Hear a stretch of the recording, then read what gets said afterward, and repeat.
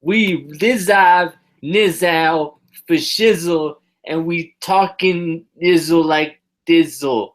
For We're not gonna talk like that. That's too hard. It's too hard to do that. We're not gonna do an entire video like that. But what we are gonna talk about is NXT for 8 or 9 or something. 9/28/16. That's what the date is. I know what the date is. I have a calendar. I know what day it is.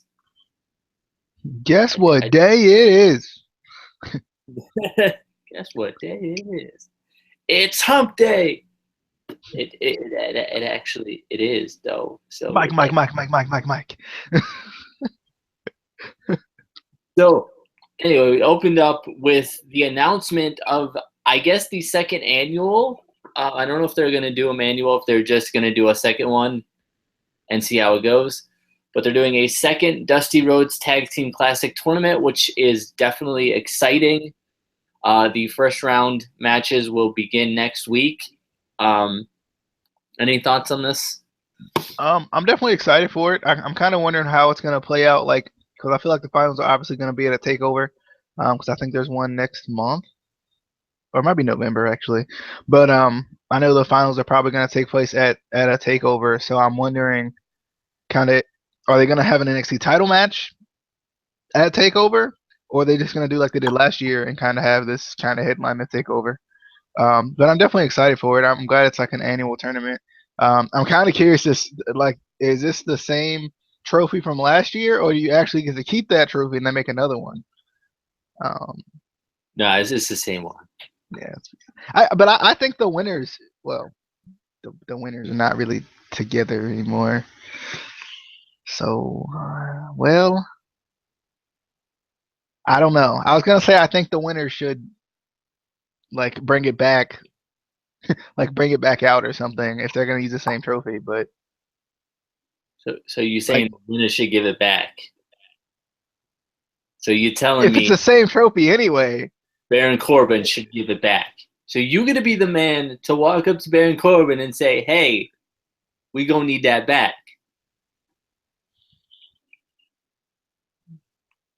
Yeah, I didn't think so. I didn't think so. Just because that man can't fall out the ring or get in the ring doesn't mean he won't beat you. Unless you get in the ring, then he won't be able to get in the ring to get after you because he got problems with it. Hey, that's a good offense. You know, just get it in and out of the ring, and he'll just get all confused. that's more offense than Liv Morgan got in her entire match.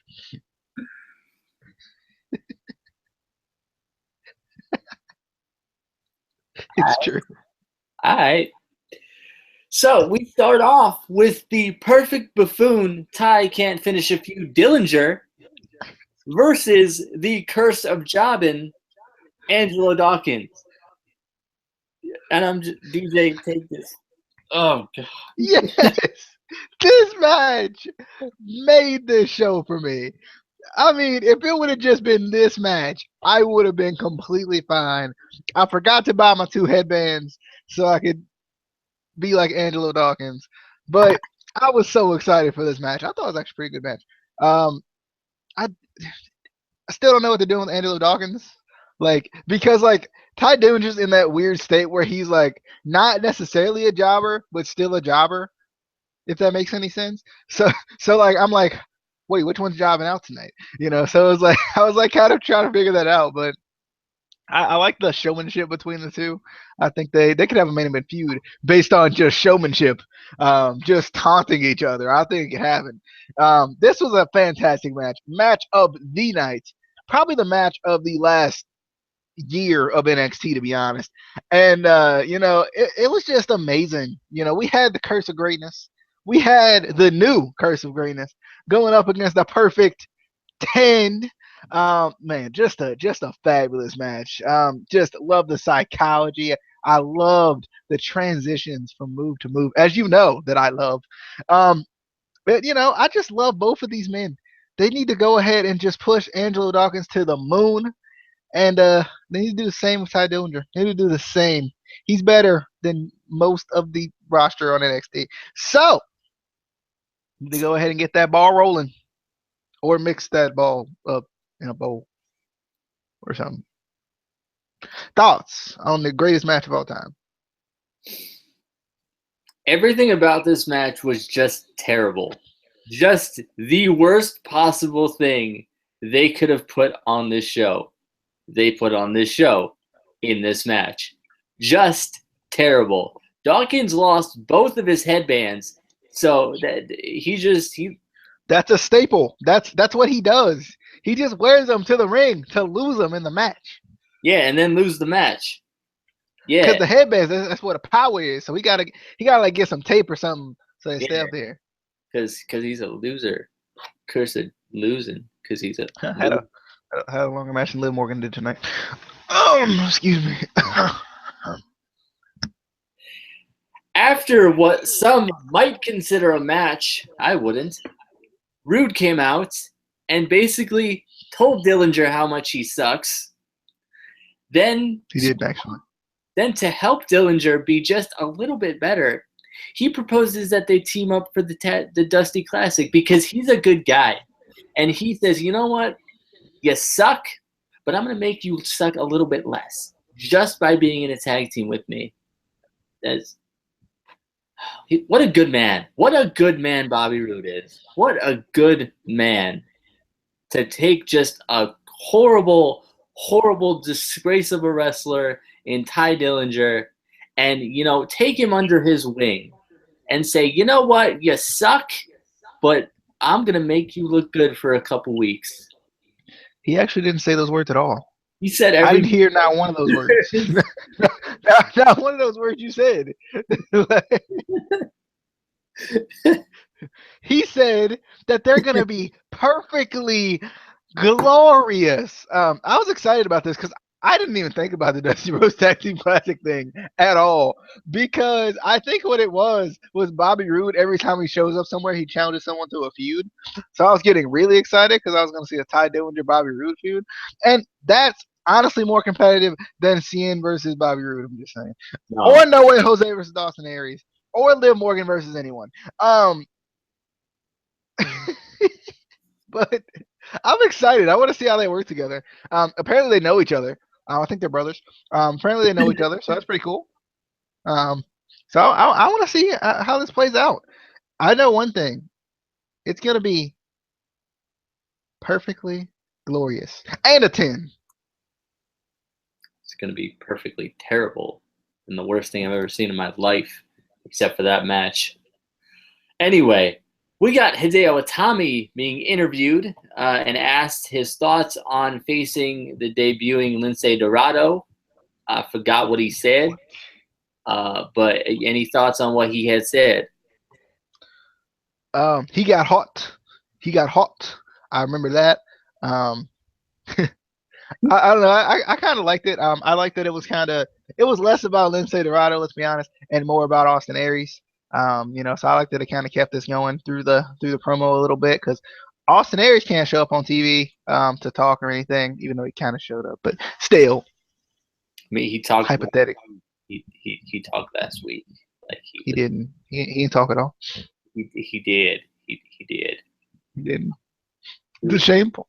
It's shameful. They showed it later on last week. They did. They didn't show it. They did. All right. It was hidden on the network. All right.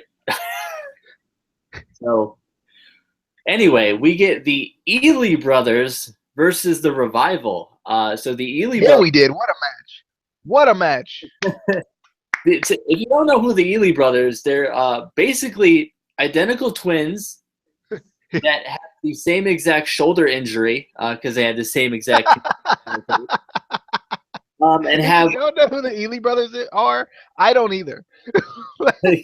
They also have generic black ring gear, so I knew they were going to have a real good match. Just as JR used to say, a barn burner. This was going to be a barn burner. Just a slobber knocker. But then the match didn't start or happen because Joe came out and just destroyed them.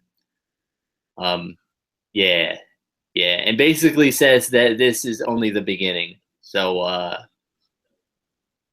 yeah, no more, no, you can't have any other twins. You already have the Usos. So that's really what happened. They were, oh wait, we forgot we got the Usos.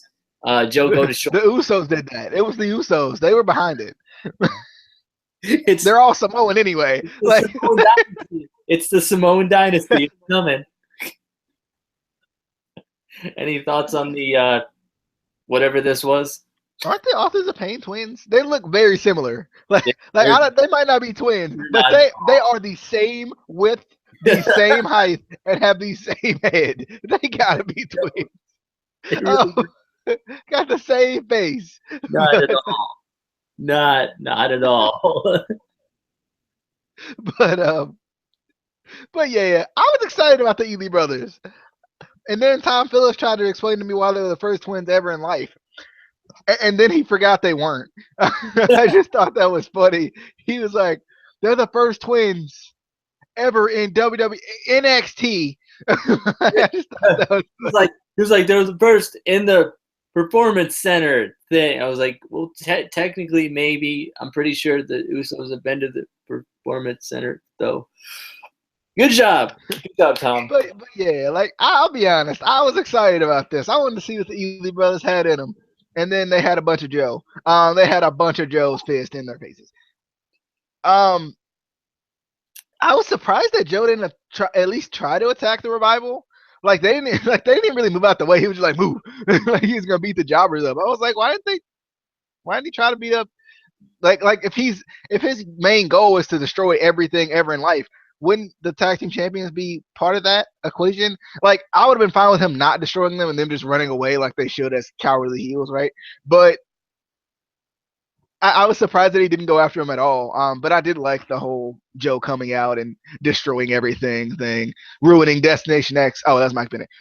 Ruining, this NXT episode or whatever, ruining the roster until Regal makes the decision. I like that they continued that this week. I thought that was really a nice touch. Yeah. Greatest show of all time. And I'm excited. We're going to get Dan Matha next week. Matha, I forgot how we could pronounce his last name, but I'm excited.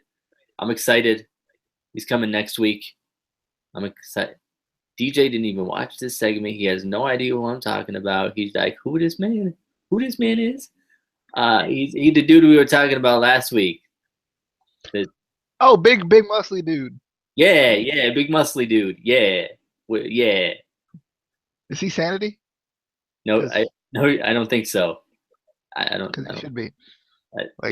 He shouldn't, because that wouldn't make any sense at all. What about that man makes you think sanity or insanity or anything? Big fella. He's a big fella. That's enough. That's enough right there. Yeah, I'm excited about Danny. Dano. Hey, Dan. Daniel. Daniel. Daniel Matha. Daniel. I'm excited though. I want to see what he does. I guess he's gonna go out there and have a jobber match, because that's how you debut. In any form or fashion, you debut in a jobber match, whether you're getting jobbed out or jobbing someone else out. You usually debut in a jobber match. But I'm interested to see somebody out though. Yeah, he's probably gonna. I mean, I kind of want to see how tall he is. That's kind of the big thing here, because he's supposed to be this big fella, and if he ain't that big, then I'm be like, he ain't that big. He's gonna be like 4'11". It's all camera angles. But I'm excited about Dano. We're just gonna call him Dano from now on. It's gonna be Dano. And then Mandy Rose versus Amber. Yes, match of the night, baby. Oh, I was so excited to see Mandy get destroyed. I was pumped. They brought up the crocodile and deer analogy again. Yeah, I remember that. I still don't understand what was going on with that. It was kind of like the pistachio analogy. That's a good one. That was greatest analogy of all time. If I do say so myself. I don't know who came up with it, but man, that guy. I think it was some DJ guy. Yeah. But anyway, I'm actually surprisingly impressed with Mandy. She's much more talented than Eva and Dana, which is good. It's good. She's still got killed though. She still died. So she still. DJ's gonna be a completely different story and be like, she was amazing. She almost got the W. She didn't. I forgot who our opponent was. Amber Moon. Oh, Amber Monet. Yeah, I got it. Amber Monet. Yeah.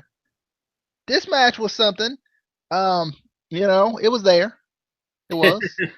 I was excited to see Mandy Rose though. Like she has there's something about her. I mean, she's hot, obviously, but there's something about her that just gets the eyes on her, right? Like she has like that confidence. I talked about this a couple weeks ago when we like first saw her.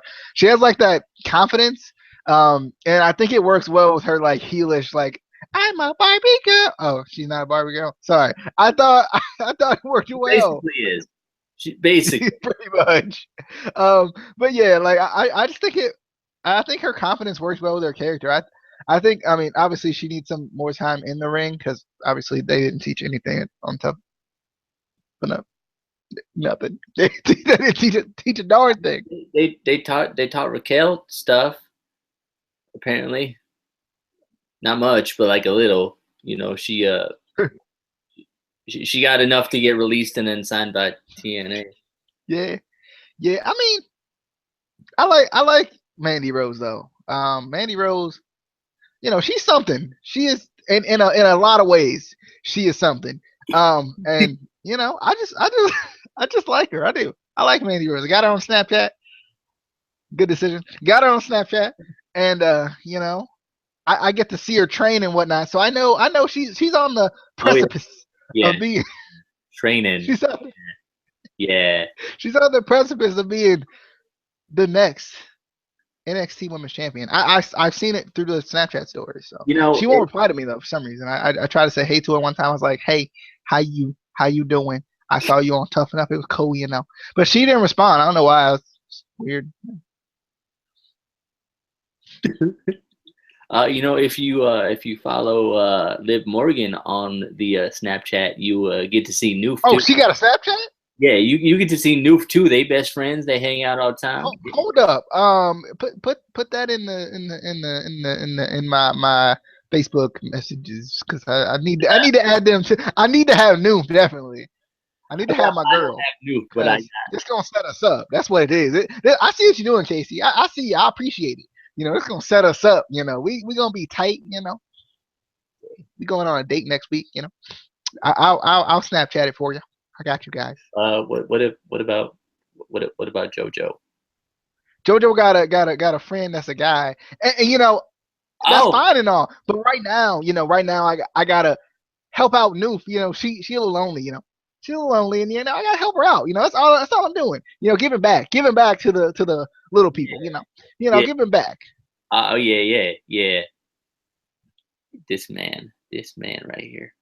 Anyway, we're going to move on from that to Tommaso Ciampa and Johnny Gargano. They got interviews. Gargano. They got a checklist. Number 1. Armbar. Number 2. Armbar. I mean, beat the Revival. Number 3. Beat up John Cena. Win the tag titles. I almost said sorry about your damn luck. But yeah. So I like their checklist. I think number 1 should have been armbar. Number 2 should have been beat up John Cena. I think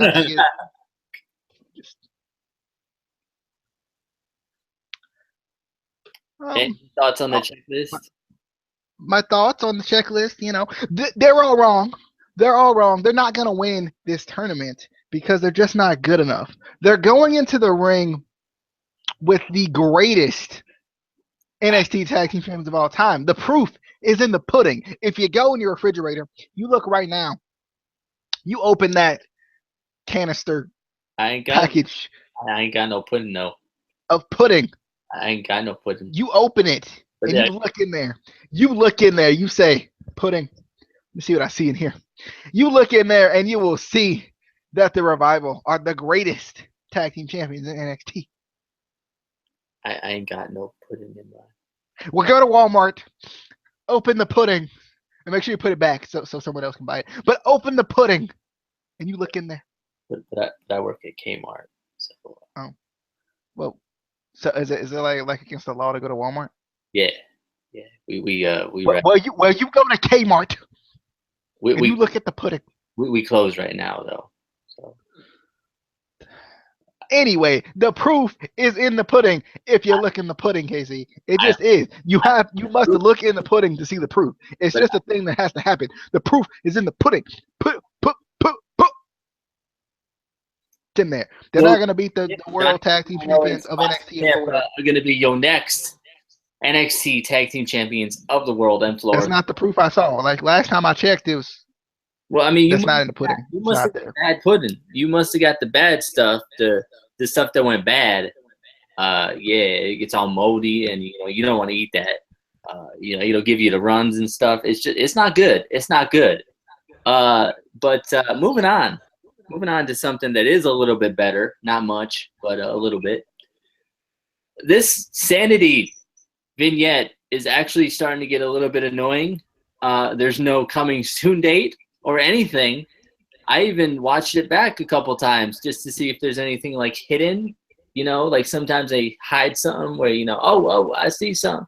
Yeah, I didn't see nothing. Like, I was excited until you doing the same thing over and over and not giving me nothing. Like, bruh. Any thoughts on the Sanity vignette? That's kind of... Sanity will come. Yeah, Sanity is on its way. And Sanity will come as soon as Liv Morgan beats Asuka. So like next week, yeah. Nope. I mean, and for example, let's just say hypothetically speaking, if Liv Morgan beats Asuka on this particular episode of NXT, Sandy's coming soon, very soon. Okay. Oh wait, I forgot. She didn't. She lost. She that was her intention to lose this one so that Asuka thinks that she's weak. That was easy. And then she gonna come and she not gonna see the Liv train coming. She gonna lose again. Yeah, I get it. Yeah, and she's gonna win that title and be the greatest women's champion of all time. She's not. Mandy Rose is greater than Liv Morgan. I disagree. I thoroughly disagree. Anyway, we got. Who's been pushed more? Yeah, that's what I thought. We got the Authors of Pain versus Jobber Force 2.0. We had Jobber Force 1 last week. Now we have Jobber Force 2.0. So the bell rang twice. Once in the beginning of the match and once at the end. That's really all that happened. Except for Jobber Force 2.0 just getting killed. There were parts of this match I actually felt bad for them. I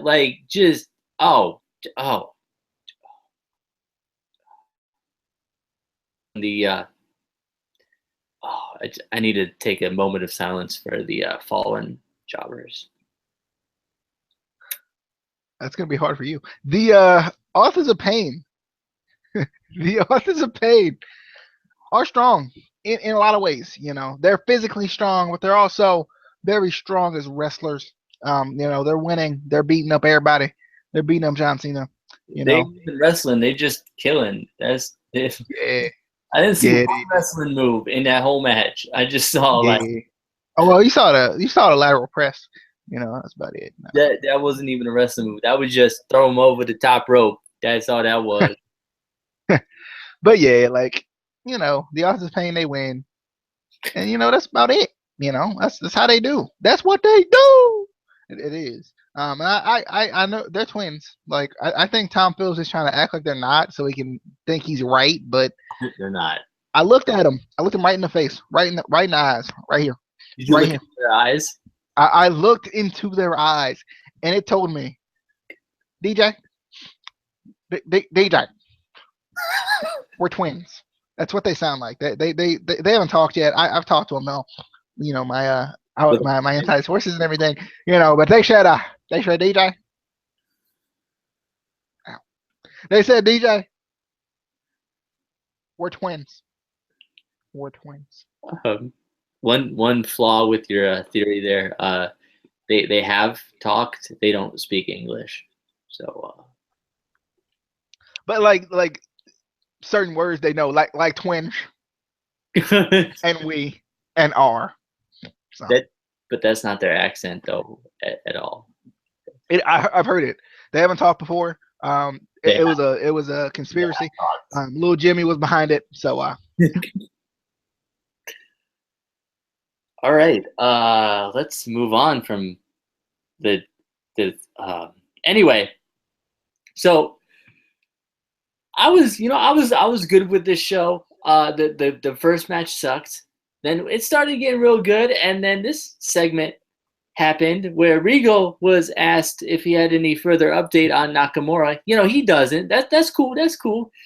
Then he is asked if there's any more information on the Tag Team Classic, and he begins to say yes until he is interrupted by freaking Blake and Murphy back again as why? Why is this happening? Why? I was done with this segment before it even ended. Thoughts? When I saw Blake and Murphy come up, I was like, wait, Blake and Murphy are back together? I was like, hold up. I thought they were not kosher with each other. I mean, one of them had music of his own. I don't remember. I don't know which one is which. Because they're twins. But Tom Phillips is wrong again. They're twins. But I just don't know. I just don't know what to think. The sucky one, he was the one that got his own music. The one that looks like Alexa Bliss with pigtails. He's the one. Yeah. And the talented one, Murphy. He don't get no music. But yeah, why? I gotta hear this stupid dubsteppy music again that I hate. That's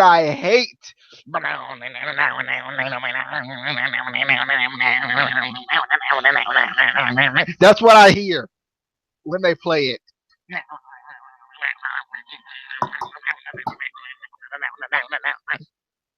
So follow us. I don't even have anything to stare at anymore. I don't even have anything to stare at anymore without Alexa there. So follow DJ on Twitter and just send him their music over and over again. You know what? Why don't you guys just take that clip and just send it to me over and over again of what I just did?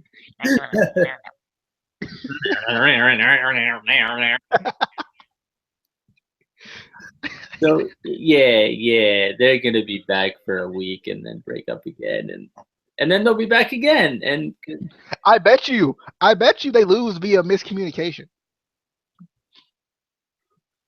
Yeah. Are they facing a revival too? I don't know. No, we'll get to that. We got the best match of the night.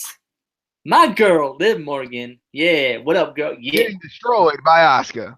She ain't destroyed though. We were about to see the biggest upset in NXT history. And then she tapped out. She quit. And she became Asuka's property, as JBL would say. When you say I quit, you become another man, in this case, woman's property. At least she didn't die, though. And I'll tell you one thing. Liv Morgan is not a wrestling god.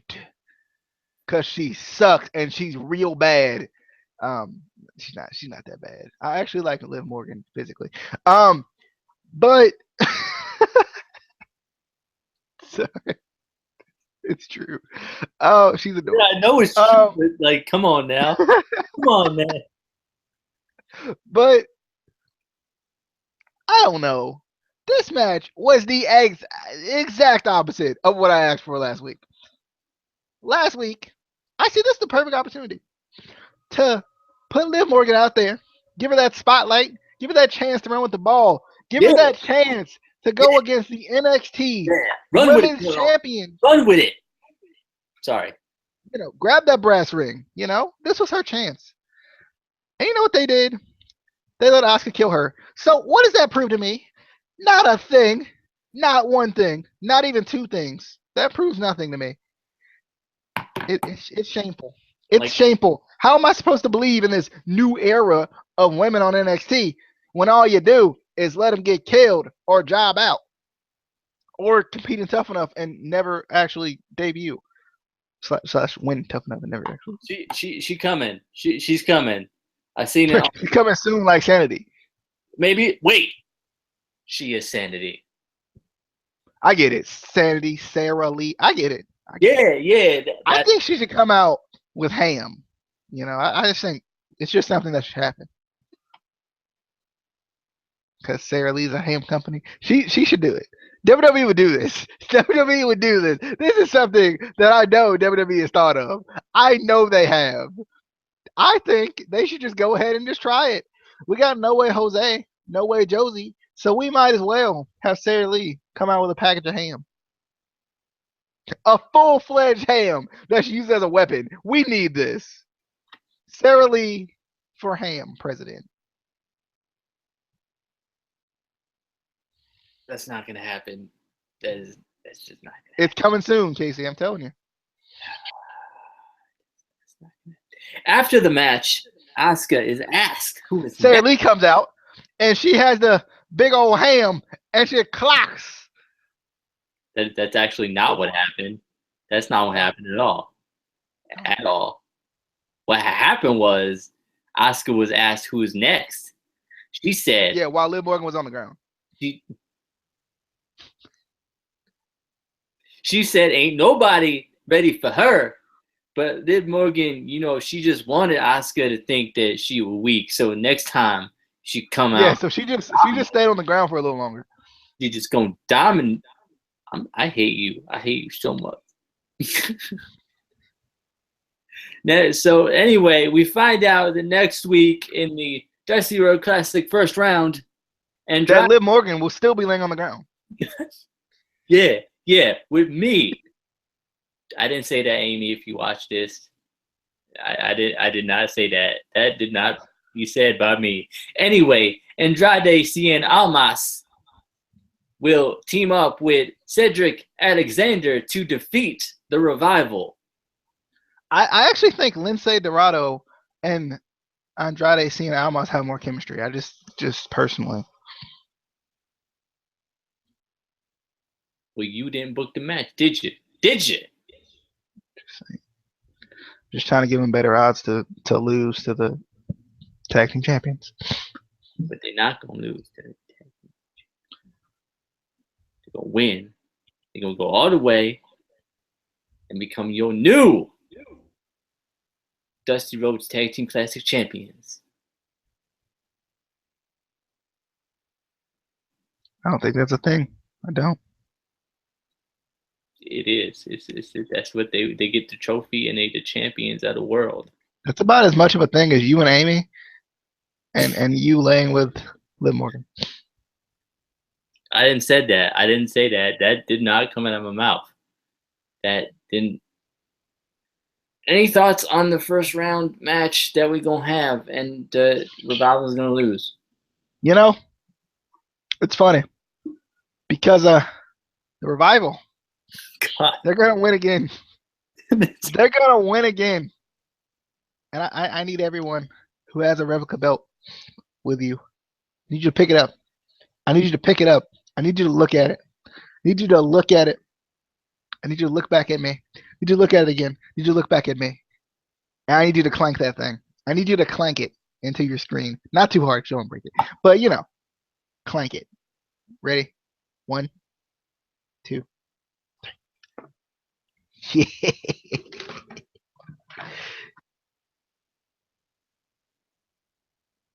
All right. Anyway, I had to stop that. So we got in the main event of the evening, Lindsay Dorado or Lindsay Dorito versus Close. Hideo Itami or Hideo Dorito, right? Oh, No, I thought that was from the same. no. They're not related. One of them is Japanese and the other one is like Puerto Rican or something like that. They can still be related. What if Hideo is Japanese, but he was born in Puerto Rico? Huh? That still makes him Japanese. That don't mean you gotta come from Japan. That just means your parents came from Japan. And maybe his father married a Puerto Rican woman, and So then, the Dorito family was created. but then he would be half Puerto Rican, and he's all Japanese. But just because you're half something, don't necessarily mean that they're gonna book you as being half something. But he's not half something. He's full something. But I'm just saying, hypothetically speaking, with the Doritos and stuff, you know. And Doritos aren't even Puerto Rican. Like, this was a good match, though. It's pretty good. Wasn't quite as fluid as some matches in the cruiserweight, the divisions that we've seen. Even though this wasn't cruiserweight, but they both cruiserweight, so I'm going to call it the cruiserweight division. Because what are you going to do? It was Doritos' fault. I blame Dorito. It wasn't Dorito's fault. It was Hornswoggle's fault. Because he ruined the cruiserweight division in the beginning, the first time, because he killed it. But after the match, Aries, he got the attack. He got that attack on. Yeah. Thoughts on the main event? You know, I thought it was a pretty good match. I enjoyed it. I also agree. I didn't think it was as fluid as like cruiserweight classic matches, but it was definitely a good match. Exciting to see Hideo back in the ring. You know, love seeing Hideo. Love the freaking pull my knee pad down. I'm gonna hit you with my knee. Bloop. Kick you with my foot. I love it. I love it. That's the exact sound. Bloop. Good move. I'm sure he does it in his head. Bloop. But yeah, like I just enjoy watching Hideo. I'm excited more. I'm more excited for the Aries Itami match than I am for anything. I feel like what they're gonna do is they're gonna tag them together and they're gonna make us wait. Yeah. That's what they're gonna do. So now every time I see the GTS, I'm just gonna go bloop. Bloop. Bloop. All right. Well, that was your NXT review for the 28th day of the 9th month of the 2016th year of the world and Florida. He knows it. He knows it. All right. Follow us on Twitter at ICW_podcast, and we will see you on the dippity of flippities. That is dippity. We won't see you on those things. It won't happen. It won't. It will. It's going to happen. It's going to happen. And the perfect buffoon sucks. And Angelo Dawkins is a jobber. So bye.